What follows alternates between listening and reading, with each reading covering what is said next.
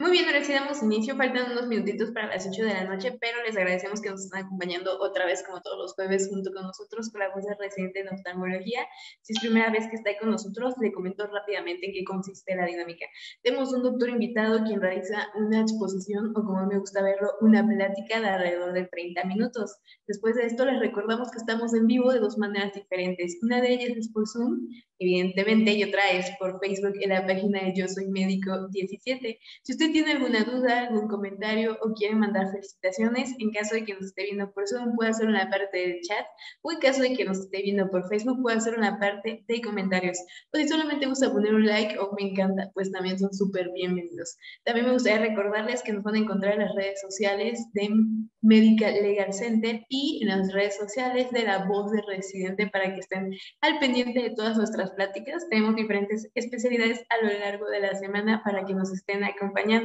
También les recuerdo que si no nos alcanzan a ver toda la plática en vivo, no se preocupen, las pláticas se quedan grabadas en el Facebook de Yo Soy Médico 17 o se suben a la página de YouTube de Medical Legal Center para que esté ahí a su disposición todo el tiempo. Pero bueno, voy a ceder la voz a la ponencia de esta noche, egresado de la Benemérita Universidad Autónoma de Puebla, R3, en el Centro Médico Nacional Siglo XXI, el doctor Ricardo Rivera Coyotzi. Buenas noches, doctor Ricardo, muchas gracias por acompañarnos. Hola, buenas noches. Gracias a ustedes por la invitación. Pues muchas gracias, doctor, le dejo con el mejor público y adelante. Bueno, muchas gracias. Gracias por la invitación a nombre de Centro Médico Nacional Siglo XXI. En este caso yo quise platicar sobre el tema de campimetría visual y sobre todo enfocado en pues, los principios, en la realización y en la interpretación de glaucoma. Sabemos que existen varias enfermedades en las que puede ser utilizado. Sin embargo, querer hablar de todas ellas, pues demoraría mucho tiempo.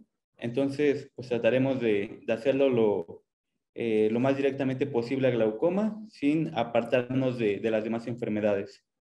Vamos a empezar por definir qué es el campo visual. El campo visual se va a definir como todo el espacio que un ojo puede ver en cualquier instancia dada.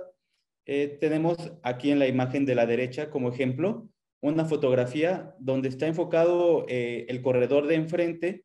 Sin embargo, no por eso dejamos de percibir lo que está alrededor de él, que son los demás corredores, que pues hay público, hay espectador, que hay semáforos. Entonces, mi punto de fijación va a ser el corredor y todo mi campo visual va a ser el resto que yo pueda ver. Se define en muchas literaturas también el campo visual como una isla de visión que está rodeada por un mar de obscuridad.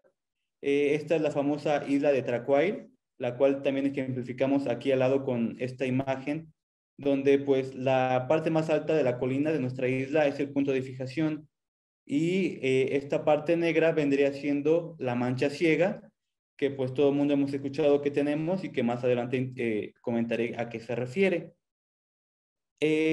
Para realizar el diagnóstico de glaucoma es importante una valoración clínica con una buena exploración de fondo de ojo y también nos ayudamos de estudios como son principalmente el OCT y el campo visual. En el caso del OCT, pues nos va a dar un análisis estructural del nervio óptico y en el caso del campo visual nos va a dar un análisis de la función de nuestro nervio óptico. Todo esto para poder realizar el diagnóstico de glaucoma. Cuando hacemos una exploración de fondo de ojo, vamos a tener como punto de partida nuestro nervio óptico y de ahí vamos a dividir en sector temporal superior, sector temporal inferior y nasal superior e inferior. Sin embargo, cuando hablamos de campimetría visual, utilizamos otro punto de partida, no el nervio óptico, sino la fobia, que es nuestro punto de fijación, es nuestro centro de atención y a donde dirigimos la mirada. A partir de ahí vamos a tener nuestro sector nasal y nuestro sector temporal. En nuestro sector temporal vamos a observar una mancha negra que se encuentra en el eje de las X entre las 15 y los 20 grados y en el eje de las Y entre los 5 y 8 grados, menos 5 y menos 8 grados. Esta mancha ciega corresponde a la unión de las fibras nerviosas que van a formar el nervio óptico y que se va a dirigir hacia el cerebro para pues transportar la imagen que capta nuestro ojo. Esta mancha ciega es famosa porque sobre todo en los conductores esa mancha pasa desapercibida y es la que puede causar numerosos accidentes. También es importante mencionar que la imagen llega a nuestra retina de forma invertida. Entonces, aunque nuestro cerebro la interprete de esta forma, aquí con el ejemplo de los perritos que tenemos en esta parte, pues realmente a nuestra retina está llegando de forma invertida. Es decir, lo que está abajo realmente llega de forma arriba y lo que está a la derecha pasaría hacia el lado izquierdo. El campo visual también varía dependiendo de las personas, sobre todo de sus características anatómicas. Generalmente es más amplio en sector temporal, unos 100 grados, en sector nasal unos 60 grados, sector superior 60 grados y en sector inferior 70 grados. ¿De qué depende cuán amplio, cuán chico es nuestro campo visual? Pues de la anatomía, de la nariz, de los pómulos, del reborde orbitario superior. Y bueno, vamos a tener dos tipos de perimetría principalmente. Una que es cinética y una que es estática. La cinética, generalmente, pues vamos a utilizar el perímetro de Goldman, el cual, pues, como su nombre lo dice, el estímulo visual se va a estar moviendo de un campo donde pasa desapercibido hacia el centro hasta el momento en que nuestro paciente lo percibe. La estática, pues la más común es la campimetría automatizada de Humphrey, la cual son estímulos que parpadean. Aparece el estímulo y se apaga. Luego en otra parte aparece y se apaga. Las ventajas de la campimetría cinética es que nos da un campo mucho más amplio de visión. Sobre todo va a ser utilizado en pacientes con patologías neurológicas. Y en el caso de la campimetría estática, la ventaja es que pues, nos da mayor informe sobre nuestro estudio. Y sobre todo en el caso del glaucoma nos da varios valores, varios índices que nos van a facilitar nuestro diagnóstico. En el caso de la campimetría cinética, también hoy en día es poco común encontrar ese tipo de campímetros, ya que fueron los primeros en utilizarse. Sin embargo, no por eso tienen una inferioridad con respecto a la estática. La estática, la ventaja es que no necesitamos una persona que esté capacitada para poder realizarlo. Prácticamente cualquier persona puede hacer una campimetría de Humphrey.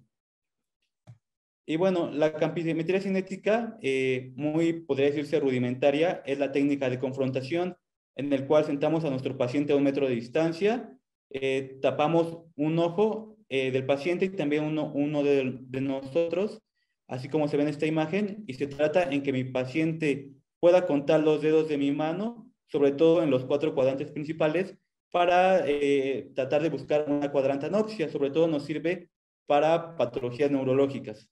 Otro tipo de confrontación es la perimetría gruesa, en la cual no voy a poner dedos en los 4 cuadrantes, sino que voy a ir acercando más bien mis dedos desde la periferia al centro hasta que mi paciente pueda decirme que ya observa mi campo visual. Es un poco rudimentario y también es muy poco específico, pero sirve en caso de que no contemos con otro tipo de campímetro. Hablando del perímetro de Goldman, pues como mencioné en un principio, es importante porque estandarizó la iluminación de fondo, estandarizó el tamaño del objetivo y la intensidad del objetivo, que todavía seguimos utilizando en las campimetrías más modernas. Consiste principalmente en una cúpula donde se proyecta el estímulo visual, un telescopio por donde el realizador del estudio observa a nuestro paciente que todo el tiempo esté con la atención hacia enfrente, y un dispositivo de registro donde va, como su nombre lo dice, pues registrando cuando nuestro paciente observa el estímulo visual. Entonces, pues esta sería la parte del monitor donde podemos modificar el tamaño y el brillo del objetivo. Se va a formar un campímetro, como vemos aquí abajo. Estos isópteros son la unión de varios estímulos que son señalados por nuestro paciente. Aquí vemos la persona que realiza el estudio, cómo va marcando puntos, y cuando acaba de marcar puntos los une para formar este tipo de imagen. Porque hay unos más grandes que otros. El estímulo más grande generalmente es el mejor visto, y es este que está a la periferia. Luego estímulos más chicos son estos que apenas que demuestran un campo visual más reducido. Entonces, aquí viene la técnica de realización. Pues prácticamente la persona que lo realiza, el técnico, va acercando el estímulo desde la periferia hacia el centro y en el momento en el que nuestro paciente nos dice, lo veo, aquí se marca y se continúa en otro ángulo, siguiendo explorando nuestro paciente, hasta formar este tipo de imagen. Ahora vamos a hablar sobre la campimetría de Humphrey, porque es la que más utilizamos en el ámbito de glaucoma y porque pues, realmente es más moderno y más utilizado no solamente para glaucoma, realmente hoy en día para varios tipos de patologías. Es importante que le digamos a nuestro paciente qué consiste el estudio, ya que si nuestro paciente no entiende cómo lo va a realizar, el estudio no será de buena calidad. También recordar que es un estudio pues, que dura más o menos entre 5 a 15 minutos y si nuestro paciente no está en una posición cómoda, se va a cansar, va a perder la atención y por lo tanto también el estudio no va a ser fiable. Entonces, las instrucciones van a ser que le vamos a decir a nuestro paciente que todo el tiempo tiene que estar viendo hacia enfrente. Va a haber una luz amarilla a la cual va a estar fijando todo el tiempo la atención y alrededor de esta luz van a aparecer diferentes estímulos.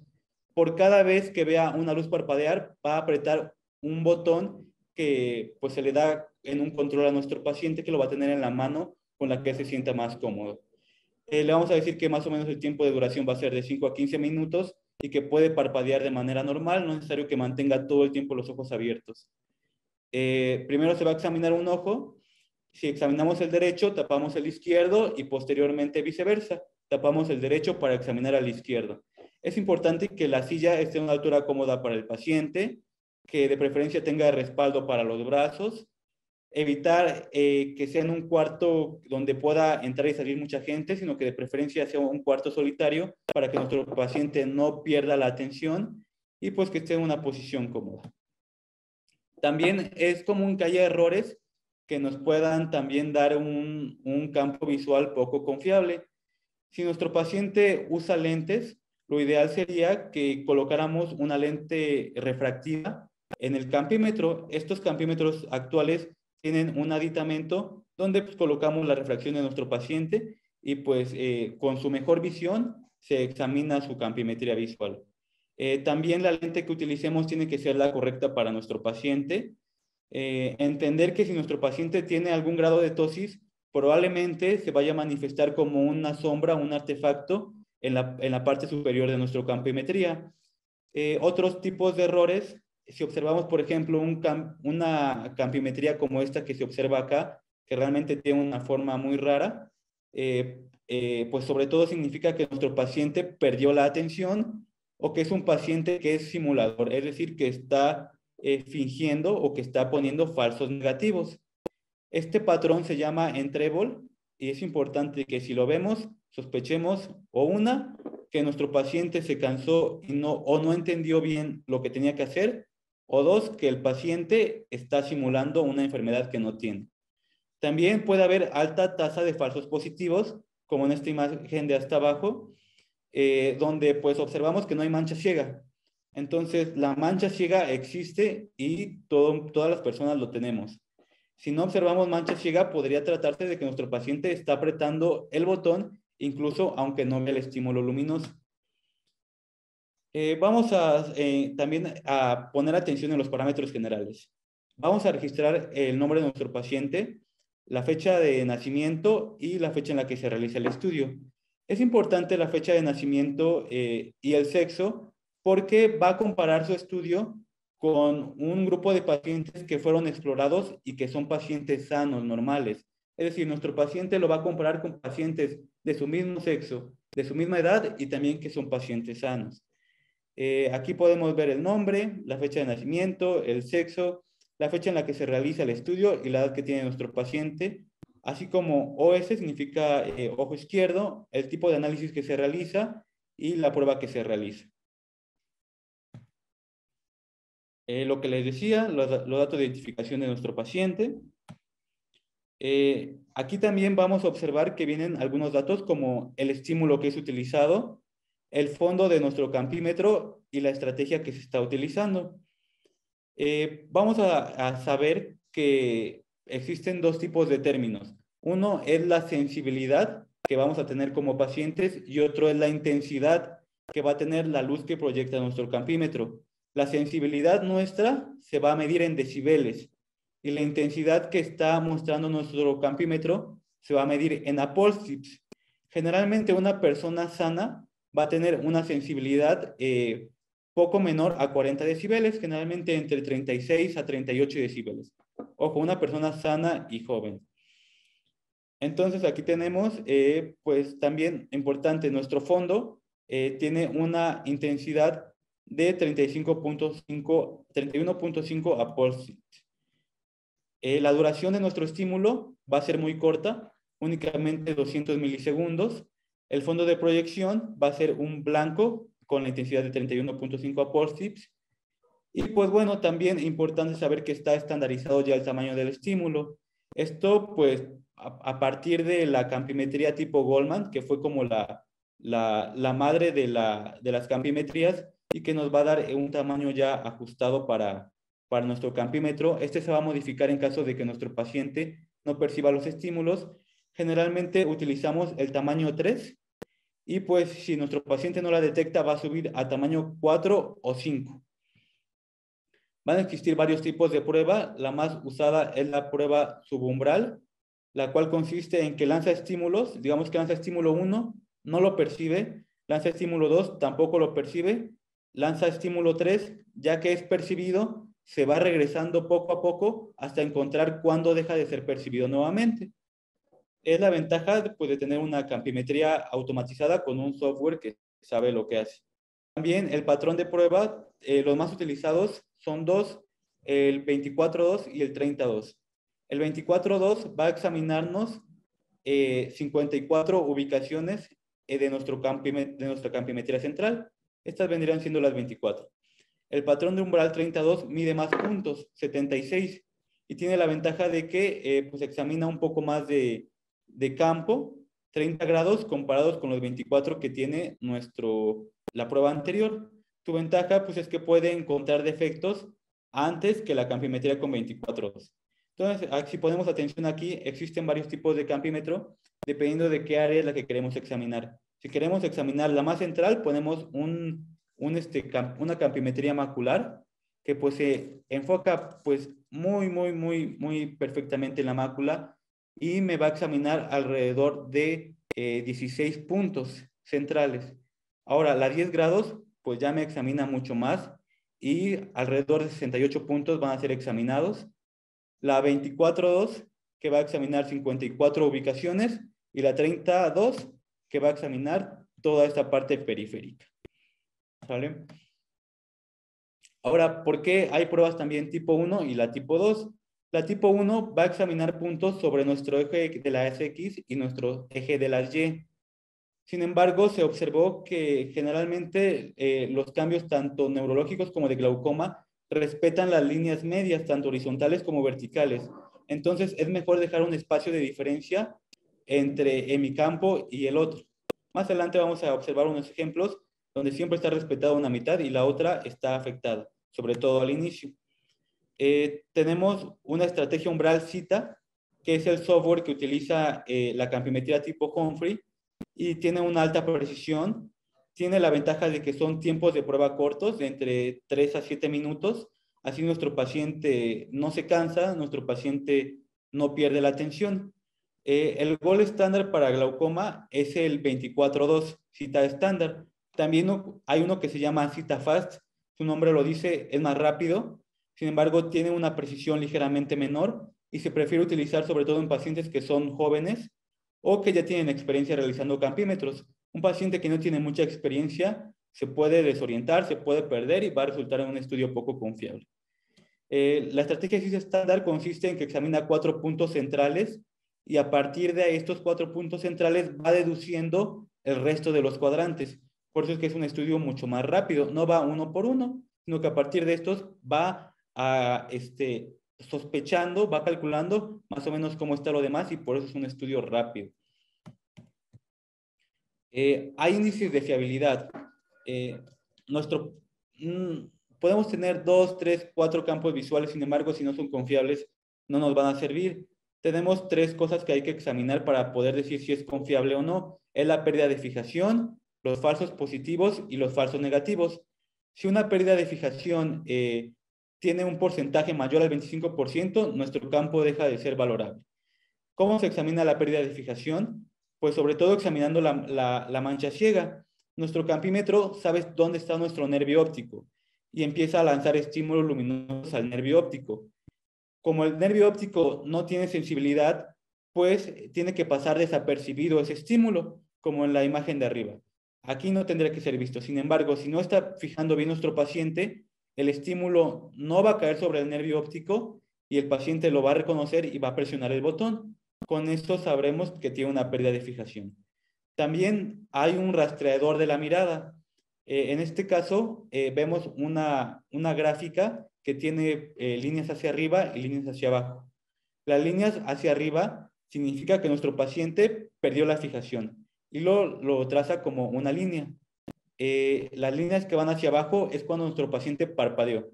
Sin embargo, pues como lo dije en un principio, nuestro paciente puede parpadear de manera normal, solamente que si vemos que se está perdiendo mucho la atención de nuestro paciente, podemos parar el estudio y pues ver qué es lo que está pasando. Los falsos positivos es pues el principal indicador si un estudio no es fiable. A partir de más de 15% de falsos positivos, deja de ser confiable. Son pacientes que pueden ser simuladores, pacientes que no entendieron bien la prueba o pacientes impulsivos, que sin realmente estar viendo el estímulo, están presionando. También se le conoce como tiradores impulsivos. Hay otros que son los tiradores distraídos, que nos dan falsos negativos, es decir, pacientes que no están concentrados, están cansados, también no entendieron bien el estímulo y aunque técnicamente tendrían que estar viendo el estímulo, no aprietan el botón. Si nuestros falsos negativos son más del 33%, también deja de ser confiable nuestro estudio. ¿Sale? Ejemplo, aquí tenemos 18% de falsos positivos, deja de ser confiable. Aquí 40% de falsos negativos, quizá un probable paciente simulador, también deja de ser confiable nuestro estudio. Tenemos diagramas numéricos y diagramas grises y estadísticos. Nuestro principal diagrama es el numérico. Nos va a indicar en cada punto la sensibilidad que tiene en esa ubicación específica. Como dije en un principio, generalmente un paciente sano tiene que tener poco menos de 40 decibeles de sensibilidad. En este caso vemos que nuestro paciente tiene 27, 29 decibeles de sensibilidad, pero vemos que es una paciente pues ya de 64 años. Entonces quizá pudiera encontrarse dentro de lo normal. Para una explicación más fácil, para una persona que no está tan adiestrada en interpretar campos visuales, pues tenemos el diagrama de grises, donde fácilmente podemos ubicar la mancha ciega y pues podemos ver que el resto de la campimetría se observa prácticamente de manera pues normal. Los diagramas numéricos son los que vienen aquí abajo. Tenemos el patrón de desviación total y el patrón de desviación modelo. En cuanto al patrón de desviación total, como mencioné en un principio, nuestra máquina compara a nuestro paciente con personas del mismo sexo y de la misma edad sanas. Y pues hace un gráfico de cuál es la diferencia. En este caso observamos que tiene menor sensibilidad que un paciente sano. Por ejemplo, en el centro tiene menos 5 decibeles y en la periferia menos 2 decibeles comparados con un paciente normal. Y pues en la desviación del modelo es todavía un poquito más complejo la forma de funcionar de nuestra máquina, pero a través de un software elimina los artefactos y pues realiza una campimetría donde pues se supone o técnicamente tendríamos que estar quitando los artefactos. Ejemplo, paciente con catarata, aquí suprime la catarata. Pacientes con tosis, suprime la tosis. Pacientes con una lente de refracción, suprime la refracción. Por eso generalmente se observa una mayor sensibilidad comparada con la desviación total. La zona de grises, generalmente, y pues prácticamente de forma casi obvia, la zona más clara es la zona con mayor sensibilidad y las zonas más oscuras, como podemos ver acá arriba, es la zona con menor sensibilidad. Existe una prueba también que se llama prueba de hemicampo de glaucoma. La prueba de hemicampo de glaucoma también a través de un algoritmo y pues a través de un software en espejo examina 5 ubicaciones de nuestra campimetría. Aquí las identifiqué con colores, 1, 2, 3, 4, 5. Las compara en espejo con su parte inferior y nos puede dar 4 resultados. Uno, que la prueba de mi campo de glaucoma esté dentro de límites normales, que generalmente ocurre en el 99% de la población, que es sana. Otra es el caso dudoso, que encontramos en menos del 3% de la población, pero en más del 1%, y podemos sospechar de glaucoma. Fuera de límites normales, ocurre en menos de 1% de la población, y pues es alta la probabilidad de glaucoma, y reducción general de la sensibilidad, que generalmente lo encontramos en otro tipo de patologías. También encontramos una sensibilidad anormalmente alta, pero más que sospecha de glaucoma, vendría siendo un estudio poco confiable y que seguramente tuvo exceso de falsos positivos. Entonces, aunque no puedo interpretar correctamente una campimetría, aunque no tenga mucha experiencia, pero únicamente con mi prueba de mi campo de glaucoma, que pues todos los campímetros Humphrey tienen, ya sea que venga prueba de mi campo o PHG, ya sabemos si existe probabilidad o no de que nuestro paciente tenga glaucoma. También existen otros índices globales, como es este que se llama BFI, que es el índice de función visual, que en un porcentaje nos dice cuánta función visual tiene nuestro paciente comparado con alguien sano. En este caso, de ejemplo, nuestro paciente tiene un 94%, que realmente es una buena visión. ¿Sale? También hay otros dos que se llama desviación modelo y desviación media y desviación media del modelo. La desviación media, pues aquí saca un porcentaje o la media de cuántos decibeles hay más o menos en comparación con una persona normal. En este caso nos dice que tiene una reducción de menos 4.39 decibeles de forma general. Nos va a servir también en adelante para hacer nuestro diagnóstico de glaucoma. Y bueno, hablando específicamente del glaucoma, ¿qué estamos buscando? ¿Qué es lo anormal en una campimetría? Existen unas zonas llamadas áreas de Jerrum. Estas zonas son los primeros cambios o manifestaciones que encontramos en nuestro campo visual y que nos pueden indicar una sospecha o un diagnóstico de glaucoma. Los primeros defectos que encontramos son los escotomas relativos, es decir, pequeñas manchas oscuras que pueden aparecer en cualquier parte de nuestro campo visual. Son los primeros. Sin embargo, los más comunes de encontrar son los escalones nasales, que ahorita vamos a ver. El escotoma arqueado, precisamente se trata de este defecto en forma de arco que parte en un inicio de la mancha ciega y se dirige hacia el lado contralateral, siempre respetando la línea media, que es algo muy característico del glaucoma. El escalón nasal, que como mencioné en un principio, pues es la manifestación más común del glaucoma. También tenemos un escotoma paracentral. En este caso, pues está invadiendo nuestro eje de fijación y pues ya no nos habla de un daño severo. Y pues son los primeros generalmente en encontrarse. Y el defecto altitudinal, que aunque lo podemos encontrar en glaucoma, es más característico de otro tipo de patologías, sobre todo neurológicas. ¿Cuáles son las características del daño perimétrico glaucomatroso? Es decir, yo realizo una campimetría, encuentro algo anormal como en esto. ¿Puedo asegurar que nuestro paciente tiene glaucoma? Pues no exactamente. Lo ideal es que tomemos varias campimetrías y las comparemos para poder encontrar defectos repetidos. Es decir, por ejemplo, en este caso, las campimetrías se realizaron la primera con la última con un tiempo de 2 años de diferencia. Sin embargo, vamos a encontrar que este escalón nasal está presente. En un principio menos denso y después pues ya más llamativo. Pero pues en este caso, pues como tal ya podemos encontrar un daño glaucomatoso. Los defectos suelen aparecer con mayor frecuencia en el hemicampo superior, igual como en este caso. Como dije, pues en primer lugar, un daño glaucomatoso incipiente tiene que poder ser reproducible, tiene que encontrarse en varias campimetrías y no solamente en uno. ¿Cómo hago mi diagnóstico de glaucoma? Necesito al menos 2 campos visuales consecutivos o 3 no consecutivos donde encontremos los siguientes indicadores.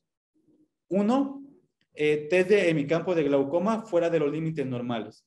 Si tengo un test de mi campo, pues ya tengo prácticamente el diagnóstico de glaucoma. 2, un grupo de 3 o más puntos en el mapa de desviación patrón en un mismo hemicampo con valores de probabilidad de normalidad inferiores al 5%. Uno de ellos al menos con una probabilidad de normalidad inferior al 1%. Y como tercer criterio, una desviación estándar del patrón con P de normalidad inferior al 5%. Aquí tenemos un ejemplo.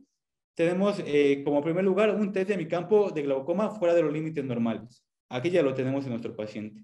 Fuera de los límites normales. 2, un grupo de 3 o más puntos en el mapa con desviación de patrón menor al 5%. ¿Sale? Entonces, esta es nuestra desviación modelo, nuestra desviación patrón. Vamos a encontrar que tiene varios puntos casi totalmente en negros, con una P menor al 0.5%. También cumple criterio para hablar de un diagnóstico de glaucoma y una desviación de estándar del patrón con una P de normalidad inferior al 5%. Aquí tenemos nuestra desviación estándar del patrón y tiene una P no solamente de inferior al 5%, sino que es menor al 0.5%. Y bueno, ya tengo mi diagnóstico de glaucoma con mi campimetría. Es importante estadificar cuánto daño tiene mi paciente. Dependiendo del daño que tiene, es qué tan agresivo voy a hacer mi tratamiento. Si únicamente necesita fármacos hipotensores, si necesita tratamiento hipotensor máximo o si necesita una cirugía de tipo filtrante.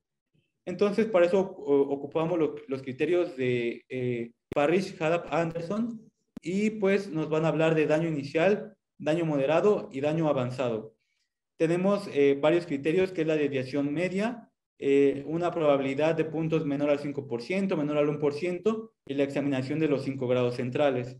Entonces, a partir de ello, podemos decir que tiene un daño inicial, moderado o avanzado. En este ejemplo, lo quise utilizar específicamente porque si nos vamos únicamente por la desviación media, nuestro paciente tiene una desviación media de menos 8 decibeles.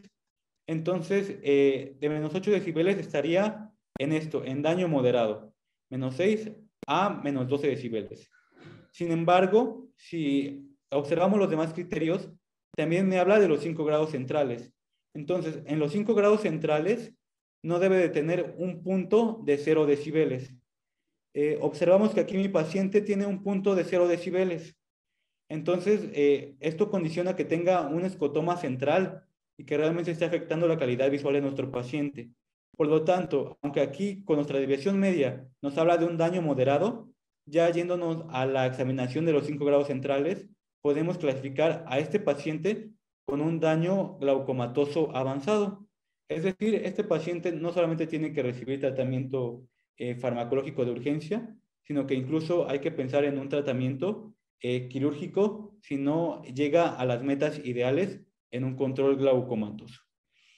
Entonces, como conclusión, importante saber diagnosticar el daño glaucomatoso, saber diagnosticar un glaucoma ya establecido y pues ya con un diagnóstico de glaucoma, saber decir si tiene un daño leve, saber si tiene un daño moderado o avanzado para poder darle a mi paciente el tratamiento ideal y evitar la progresión de glaucoma, que como sabemos, pues es una enfermedad que no tiene cura, únicamente tiene un control. Y pues eso sería todo de mi parte. Muchas gracias, doctor Ricardo. Les recuerdo que si alguien tiene alguna pregunta, lo pueden escribir en la parte del chat en caso de que nos esté viendo por Zoom. En caso de que nos vea por Facebook, lo puede hacer en la parte de comentarios y con mucho gusto yo se lo leo al doctor. Si solamente quieren mandar felicitaciones o saludos, pues también esos son súper bienvenidos.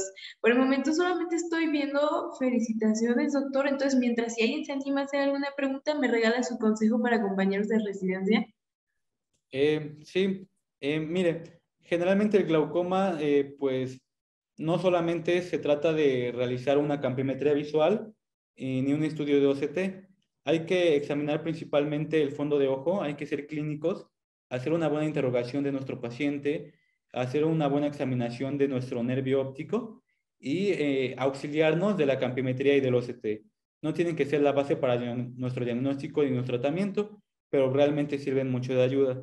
También saber hablarle a nuestro paciente, explicarle por la importancia de tener un buen control glaucomatoso. Generalmente los pacientes pues van perdiendo poco a poco la visión hasta que pues realmente se dan cuenta de que ya no ven, de que incluso ya con lentes pues no logran ver como ellos quisieran, pues porque el daño glaucomatoso es irreversible. Entonces, decirles la importancia de ir a las consultas, de tener una revisión periódica y si es necesario, pues tomar estudios de gabinete para evaluar cómo está controlado nuestro paciente.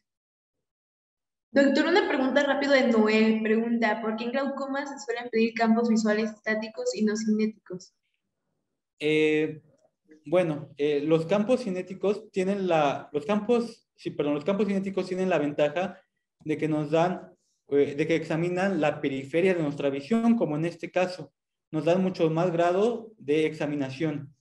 Sin embargo, pues el resultado, pues va a ser va a ser únicamente una imagen donde pues nos delimita nuestro campo visual.